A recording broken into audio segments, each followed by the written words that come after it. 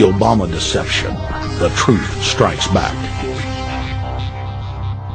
A meeting of central bank heads and finance ministers dubbed Bretton Woods II, the plan for world government, was unveiled by the very bankers that had engineered the collapse. Formerly sovereign countries would now pay their taxes directly to the banking cartel. Hundreds of new carbon taxes, controlling every facet of human activity, would only be the beginning. Now all the elite had to do was to sell the public on accepting the final phase of their takeover. And it's Obama's job to sucker the public into standing down so the bankers' agenda can move forward unhindered. Never before in U.S. history has the media gotten behind a president like they are behind Obama. The press has pulled out all the stops, bestowing a crown of infallibility upon Obama as the savior of the people. The elite are betting everything they've got on Obama's charisma and hoping that he can sell the world on their program of tyranny. Yes, there have been differences between America and Europe. No doubt there will be differences in the future. But the burdens of global citizenship continue to bind us together. A change of leadership in Washington will not lift this burden. In this new century, Americans and Europeans alike will be required to do more, not less. Partnership and cooperation among nations is not a choice. It is the only way. We've got to give them a stake in creating the kind of world order that I think all of us would like to see. In truth, Obama is not simply continuing George W. Bush's policies. He is radically expanding them. I thank President Bush for his service to our nation. This film has documented the painful fact that Barack Obama's agenda is the complete opposite of what he has claimed it to be. Now we will reveal what Barack Obama and his controllers' true agenda is. Number 1. Bring the United States under the complete regulatory control of a private offshore superbank known as the Bank of the World. More than 100 new taxes are now being developed under the umbrella of curbing greenhouse gases. The new taxes will be paid directly to the private bank consortium. At the producer level, taxes will be paid on farm animals' flatulence.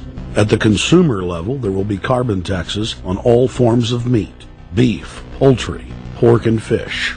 All cars will be fitted with satellite tracking boxes that will tax driving by the mile. And an added tax will be placed on all fossil fuels, including motor oil and natural gas. All plastic products will have a carbon tax added. Outdoor space heaters and fireplaces are to be taxed. All electricity produced by coal-powered plants will be taxed. Under the cap-and-trade system, citizens will be forced to pay taxes on thousands of products to private cap-and-trade services owned by Al Gore and other elitists. There will be taxes on light bulbs, water, trash pickup, air travel, train travel, bus, ship, medicine, steel production, mining, clothing, laundry, asphalt are just a few of the new taxes to be levied. But to truly transform our economy, to protect our security and save our planet from the ravages of climate change, we need to ultimately make clean, renewable energy the profitable kind of energy. So I ask this Congress to send me legislation that places a market-based cap on carbon pollution and drives the production of more renewable energy in America. That's what we need. The notion of anthropogenic global warming is a fraud. In other words, the idea that the planet is getting warmer and that human activity is somehow responsible is a pseudo-scientific fraud. It's a big lie. It's a monstrosity. Remember the Nazis, they had race science, race hygiene. They said Aryan blood is different from any other kind of blood. This was, of course, idiocy, a fantastic piece of nonsense. Today, we got something similar. Global warming caused by human activity, and the answer to that is carbon tax plus cap and trade, according to the wishes of Al Gore, Prince Charles, and basically the entire world banking community, the world oligarchy. What they're trying to do with that is to perpetuate the current system where bankers rule the world, financiers rule the world, and the rest of us get the crumbs from the table. But remember, if you try to put on cap and trade and a global warming carbon tax with the idea that you're going to save the polar bears, what you're going to do is destroy human society. You're going to cause genocide on a massive scale. The deaths will be measured in the hundreds of millions and indeed in the billions. Just the idea of global warming means that there'll be no development for Africa, no development for the poorer parts of Southeast Asia, and no world economic recovery of any kind ever in our entire lifetime. So it's important to expose and fight the pseudoscientific fraud of global warming. One more point about this. You don't need a climatologist to know that this stuff is a fraud. I'm a historian. I can tell you, in the last 1,000 years, we had a period of very warm temperatures called the medieval warm period, where all kinds of grapes and semi-tropical stuff was growing very far into the northern hemisphere. That was about 1100, 1200. It happened to correspond with an all-time maximum of sunspots. Right now, we can say that we're going into another maximum period where there'll be some warming, but we're well within the limits of the medieval warm period. About 1600 to 1650, there was an ice age in northern Europe. The North Sea was filled with ice. The German and Dutch ports and the English ports were filled with ice. That corresponds to an all-time minimum of sunspot activity, the Spörer minimum and the Maunder minimum. So this has largely got to do with solar activity. We can see that other planets, not just the Earth, are warming slightly as a result of increased solar activity. But we're well within the minimum. So what the oligarchs claim to be an open and shut scientific case is a piece of pseudoscientific nonsense, and it should be rejected. Number 2. The social engineers are fully aware that the Obama craze will wear off quickly, so they are racing to put in place the most oppressive police state control grid in human history. 20,000 battle-hardened regular Army troops are now being deployed to patrol the streets of the United States.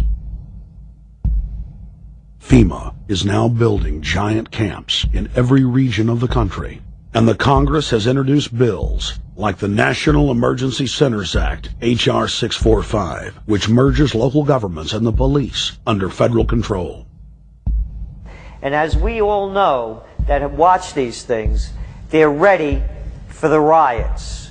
With these detention centers that are being opened up around the country, with state police training for riot control in the event of economic calamity and food riots, they know what's going on and they're prepared for it. So people better also prepare for it themselves. Anyone that's not prepared for what's going to happen, they deserve what they get. Because there's enough information out there pointing to the problems. And they should take all precautionary actions. Next, Obama ordered the Defense Department to issue DoD Directive 1404.10, establishing a 1 million person civilian army under his control. Simultaneously, Obama launched USAService.org. The new website deceptively masquerades as a federal agency, but in reality is a recruiting tool building a separate, completely private army outside of government that takes orders directly from Obama's controllers. Barack Obama has refused to rescind Presidential Decision Directive 51, signed by George W. Bush. The directive plainly states the president is a dictator and that Congress is ceremonial. We cannot continue to rely only on our military in order to achieve the national security objectives that we've set. We've got to have a civilian national security force that's just as powerful, just as strong, just as well funded. President Obama and his Chief of Staff, Rahm Emanuel, have repeatedly stated on the record that all Americans below the age of 64 will be forcibly conscripted into federal service. Citizenship is not an entitlement program. It comes with responsibilities. Everybody somewhere between the ages of 18 and 25 will serve 3 months of basic training and understanding in a kind of civil defense.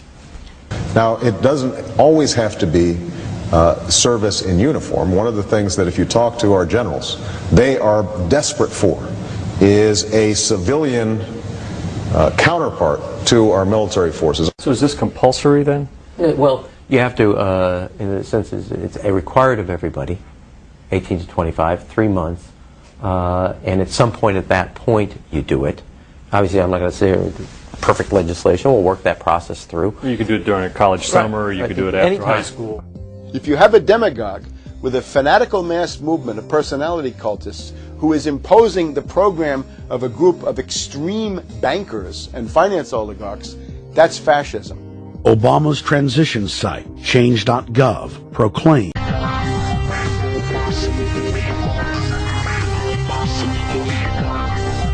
the Obama deception.